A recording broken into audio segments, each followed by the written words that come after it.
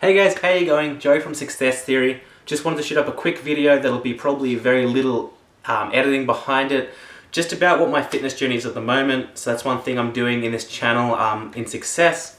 So I just wanted to talk you guys through what that's looking like at the moment. So I use a couple of tools to help me with that, besides my knowledge from the past, which is just a thermogenic fat burner called Oxyshred. I've been using that at the moment as well. I find when coupled with dieting and training, that really helps me lose fat faster.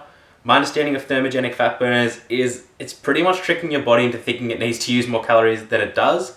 Thermogenic is saying that it actually does up your body temperature a little bit. So it essentially makes your body run a little less efficiently.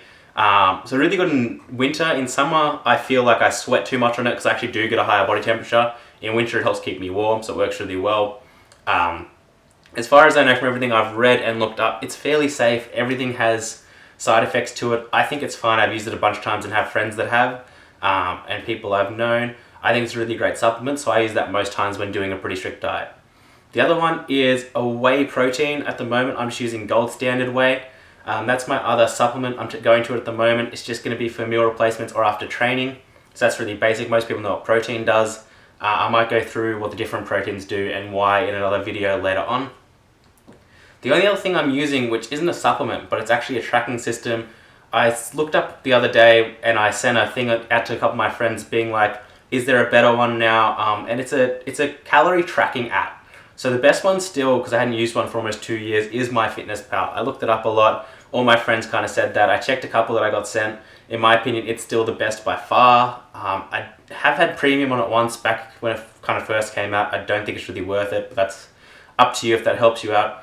All I use it for is really scanning barcodes or looking up basic stuff. So if you go out to, I had quick Nando's yesterday, actually just chicken, so it actually did fit my macronutrients, which was good, but wasn't the cleanest thing to eat. I had that and I was just able to look up, half Nando's chicken and it was in there with a mild basting and put that up. Yes, I went for mild, not hot. But, those sort of things I can just chuck on the Fitness Pal app, just helps me track. And even if I go over, I like to track it on there. Because then I know that on Wednesday last week, for example, maybe I had pizza. I actually had pizza on Friday last week and fell off a little bit. But I might have gone to 2,800 calories. So my goal at the moment is to hit 2,400 calories. I know for me that's usually a good fat burning zone as long as I am exercising as well. I think I said earlier, potentially in the other video, that 3,000 roughly is my maintenance for calories. So if I can cut that down by about 500 calories, about 2,400, that works really well for me. Later on, I'll cut that down to then 23, then 2,200, further through the diet as I go through. At the moment, I should be getting pretty much the best results. So once I started exercising a bit more again, eating a little bit better, even while in America, I was already losing weight. So for me, that works really well. So I'll probably get some good results quite quickly at the start. It's the end period that gets a lot harder, but that's fine. So yeah, for me, in this last diet, I have fallen off a couple of times already, guys. I've been dieting for just over a week. I've already had a donut with a friend because he came down to Melbourne and had to try Daniel's Donuts, which are awesome down here. I had pizza on Friday, I just got too busy. We didn't have food at home. I didn't want to go buy stuff. And I had a coupon for Uber Eats. So Uber Eats some pizza here. But I did eat less than normal, so hopefully that helps a little bit. And then I also did have some fish and chips when out at the coast on this long weekend. Went out to Mornington Peninsula. In saying that, we did do kilometers and kilometers of walking, so hopefully that subsided the chips and the fish, but that's okay. Not the worst thing to have, and I did have that Nando's the other night.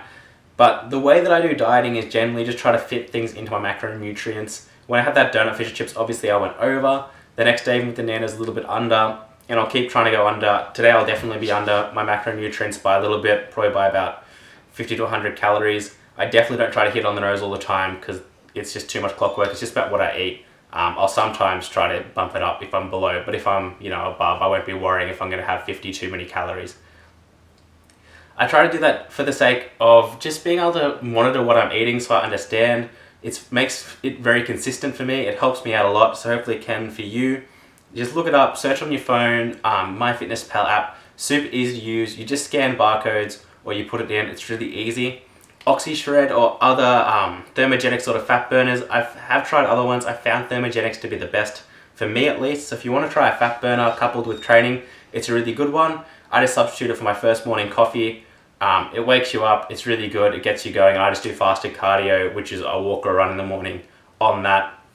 And then just a protein powder or a protein shake. It's just really helpful. You get a protein bar if you don't like shakes for any reason, if they're easier.